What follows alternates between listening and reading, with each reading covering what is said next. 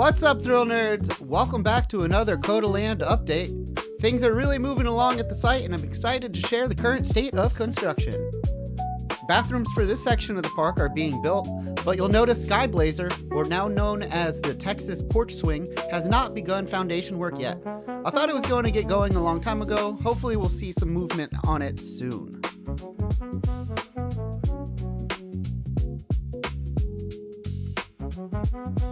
The main entry plaza area is getting more work done on its shops.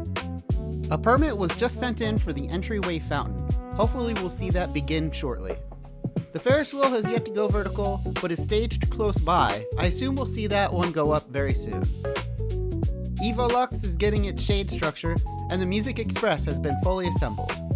Now I don't remember if I mentioned the Starflyer, but it is fully topped out and they are assembling the ride vehicle. Now heading down the hill, we have a ton of activity, and I expect to see things going vertical very soon. It's been really fun seeing this area get shaped out. First up, we have Tilt-A-Whirl coming along nicely. Next to that is the Grand Carousel. This is where that Big Air roller coaster, the Fun in the Sun, is supposed to go. I think it would be a better spot for like a Wild Mouse, but who knows? What do you think? Going further down the hill here, we have our little kiddie bounce tower.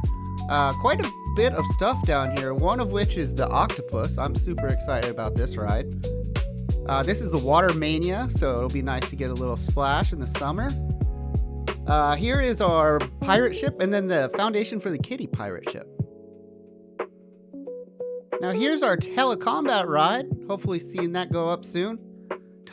So much work going on around Soggy Logger. It's looking super nice, kind of matching what the initial renderings of it would be, which I'm excited to see them keeping with that plan. The T20 building is finally getting its second story roof for the whole mezzanine area. This building is huge, as I've said before. Super cool to have such a big facility at the park. Again, on race days, this is going to be all private, but what a view of the track up there. Moving down the hill into this section of the park, we have our Safari Jeep ride, which is a fun addition. Finally, the Wacky Worm is going vertical in its location. A nice retention pond next to the S&S Scream and Swing, which is the Cosmic Glider. Texas Wildcat has its trains on the track, I noticed, but they still need to build the station area and queue line. I wanted to take a moment to feature the website for Cotaland that just recently went live. It's a nice place to kind of get a lot more information and kind of signifies that we might be getting an opening date soon. I know the park looks like it has a lot of work to do, and it really does, but they are rushing. They are getting things done very quickly, so it'll be interesting to see when this park opens. Another cool thing is they're releasing information about rides every week. So this is a cool spot to kind of keep up to date on what's happening at Cotaland.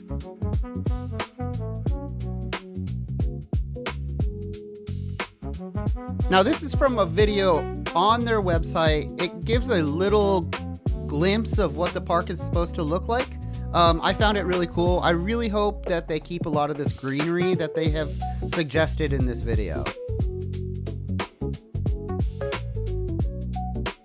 Now I'm going to take this moment to let you kind of soak in the views of Circuit Breaker and also remind you to please subscribe to my channel. I love making these videos, and if you like them and like following along, subscribe to my channel and like this video. I'd appreciate it more than anything. Now getting into this side of this section of the park, I'm a little unsure of what's going on entirely. This area's plans have changed quite a bit over time. I'm not sure if I have the most up-to-date version of it, and from the appearance of what I'm seeing, I definitely do not. I know there's supposed to be a splash pad, a kids playground, a restaurant, so there's still a bit of unknowns for me in this area, so let's just take it all in and know that stuff is coming and it's going to be great. Also, the drop tower looks amazing. It's going to be great views all around as far as the racetrack and being able to see Circuit Breaker and downtown Austin. It's just going to be a really great drop ride.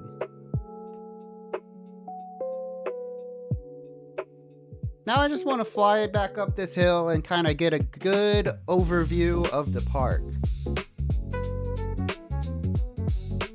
One thing I found interesting is that all of the magnolia trees that I talked about in a previous video are all gone. So I guess they didn't work out. We had a little bit of a freeze, or maybe they put them somewhere else for the time being, but they probably got a lot of shock and I don't think they've survived. But as I said, the park needs trees, and in the rendering they have a lot of trees, so let's hope that they are coming into place. What type of attractions would you like to see at the park?